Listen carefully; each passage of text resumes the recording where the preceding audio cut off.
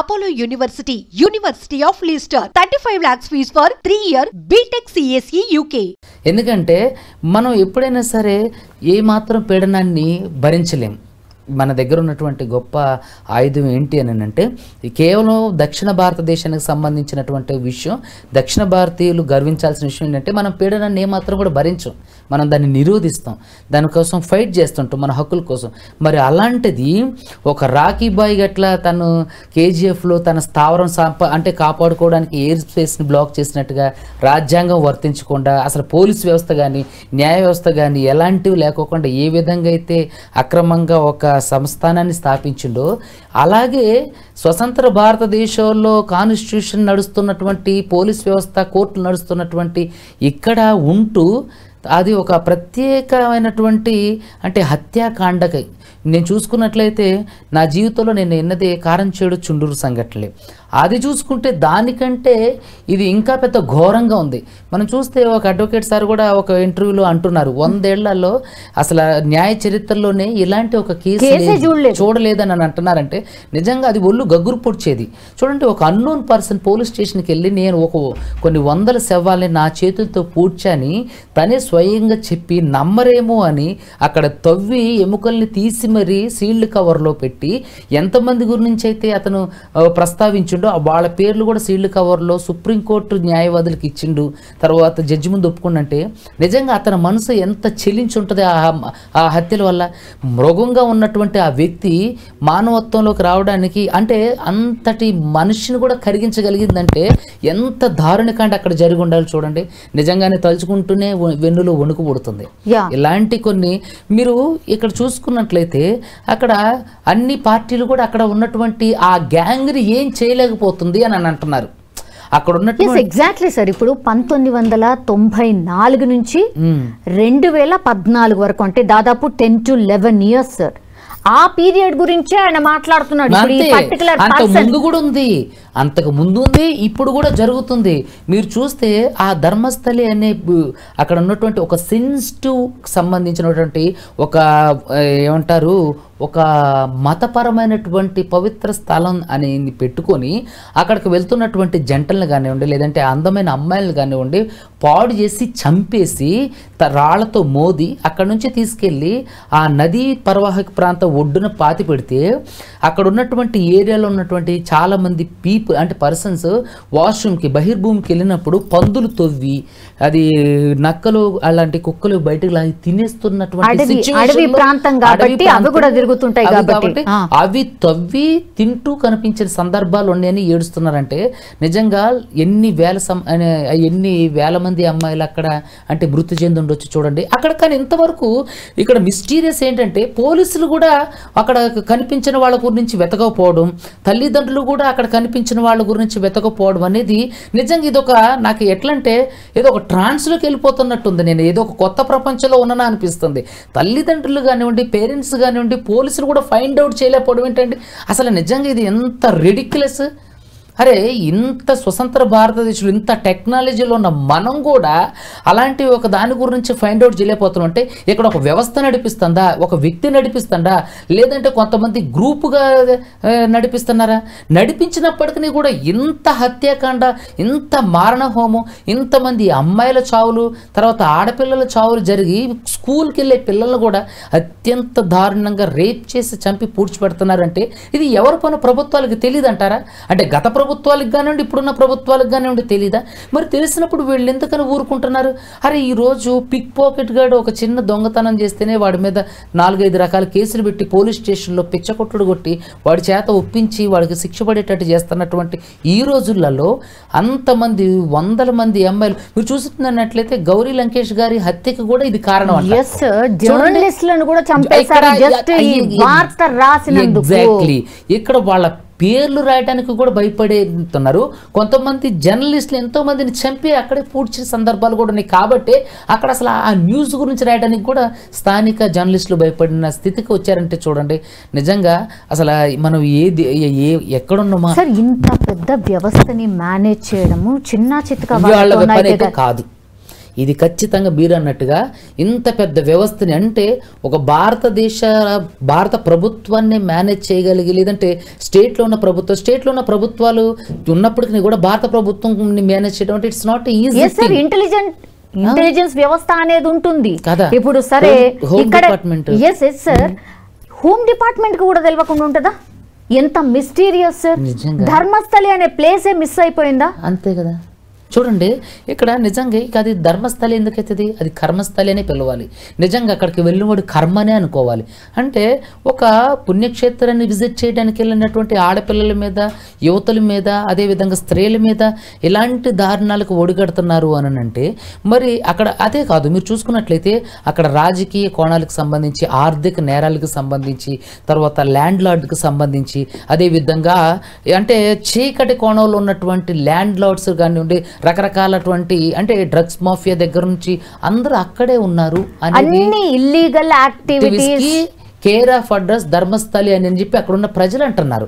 అయినప్పటికీ కూడా మరి ప్రభుత్వాలు కానివ్వండి, లేదంటే హోమ్ డిపార్ట్మెంట్, ఈవెన్ ఆర్మీకి కూడా ఇలాంటి విషయాలు తెలియవా అని చెప్పేసి ఒక క్వశ్చన్ మార్క్. నిజంగా ఇది మనం విచారించాల్సిన అంశం. నిజంగా చరిత్రలో ఇవి చీకటి రోజులని మనం చెప్పాలి. ఒక్క FIR, not even single FIR లేదు. 450 మంది మిస్సింగ్ కేసులకు సంబంధించి ఫైల్ అయినాయి సార్. మిస్సింగ్ కేసెస్ అంటే కొంత డేర్ చేసి పోలీస్ స్టేషన్ కి కనీసం వెళ్ళిండ్రు, మిస్ అయినరు, మా పాప మిస్ అయిందో, లేకపోతే కనీసం ఎఫ్ఐఆర్ అంటే కనీసం ఎంక్వైరీ జరగలేదు, రిపోర్ట్ రాసి చెత్తబుట్టలు వేసారా సార్? అంతే. ఇక్కడ చూస్తే అక్కడికి మీడియాను కూడా అలౌ చేయరంట. అక్కడ పోలీస్ స్టేషన్ పరిధిలోకి కానివ్వండి, ఆ ఏరియాకి మీడియా వాళ్ళని కూడా అలౌ చేయరట. కొంతమంది యూట్యూబర్ల ద్వారా అక్కడ ఉన్నటువంటి ఆ ప్లేస్కి సంబంధించినటువంటి బయటకు రావడం జరిగింది.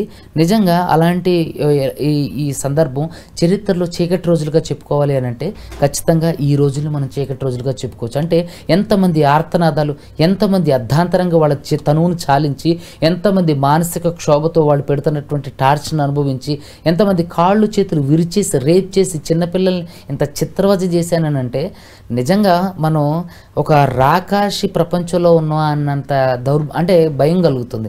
నిజంగా అంత జరుగుతున్నప్పటికీ ప్రభుత్వాలు ఇప్పటికీ ఏం చేస్తున్నాయి?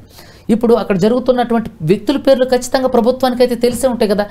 ఆయన రాసిచ్చాడు అని చెప్తున్నారు. ఎవరైతే ఇప్పుడు అన్నోన్ పర్సన్ ఉన్నాడో, అవును, సీల్డ్ కవర్ లో రాసిచ్చారు. సుప్రీం కోర్టు జడ్జికి ఇప్పుడు రాసిచ్చిండు సార్.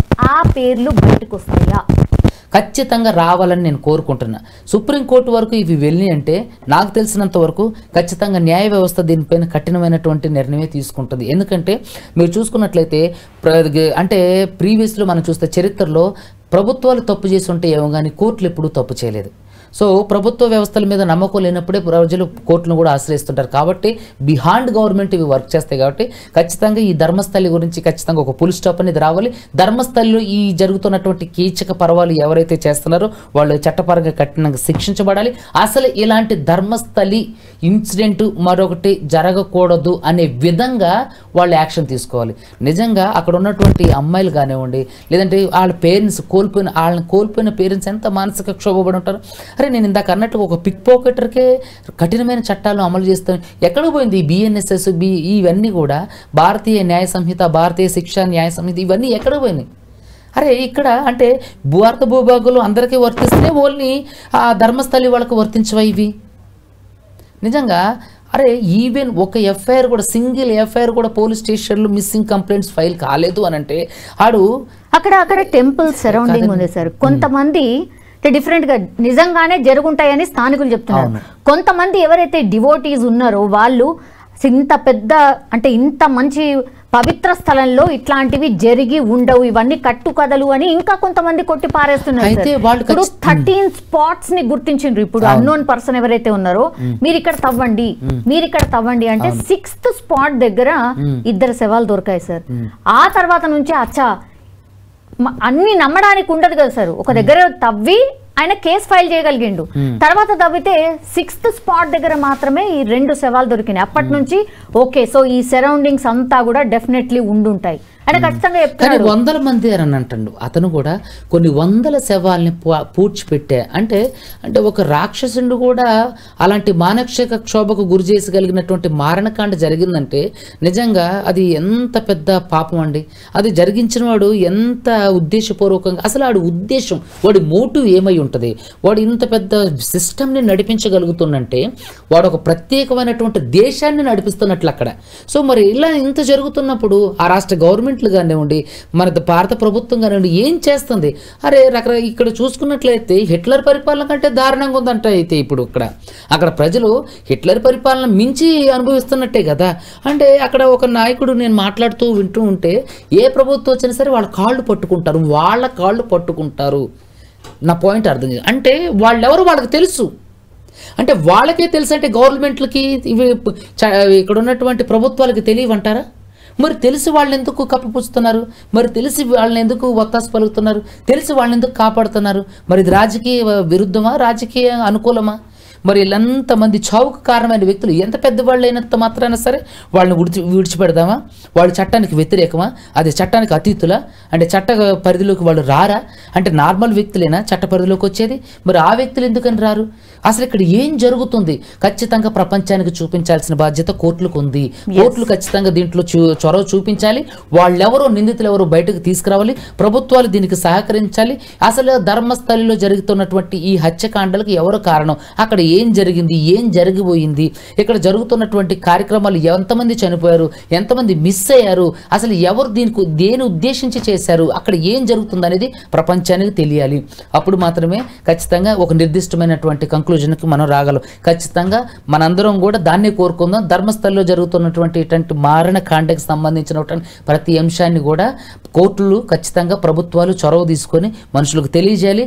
అక్కడ ఎవరైతే ఇటువంటి మారణకాండకు పాల్పడిన వాళ్ళు ఉన్నారో, అరే ఒక కారంచేడు చుండూరు సంఘటన జరిగినప్పుడే అట్రాసిటీ నిరోధక చట్టాన్ని తీసుకొచ్చినప్పుడు మరి ఒక ధర్మస్థలిలో ఇంత పెద్ద అసలు ప్రపంచంలోనే జరుగుండదు ఇలాంటి ఒక సంఘటన. మరి ఇంతటి చీకటి రోజులు జరుగుతున్నప్పుడు కూడా ఖచ్చితంగా ఒక చట్టాన్ని తీసుకురావాలి. ధర్మస్థలిని కాపాడి అక్కడ ఉన్నటువంటి ఏదైతే నమ్మకంతో ఉన్నటువంటి గుడికి సంబంధించినటువంటి ఆనవాళ్ళునే ఖచ్చితంగా ఆ గుడిని పునరుద్ధరించాలి. ఇటువంటి కీచక పర్వాలు జరుగుతున్నటువంటి ధర్మస్థలి గురించి ఖచ్చితంగా అందరూ, మనం ఒక్కడమే కాదు, భారతదేశంలో వాళ్ళందరూ కూడా ముక్త కంఠంతో దాన్ని ఖండించాలి. అక్కడ ఏం జరుగుతుందనేది ప్రపంచానికి తెలియజేయాలి.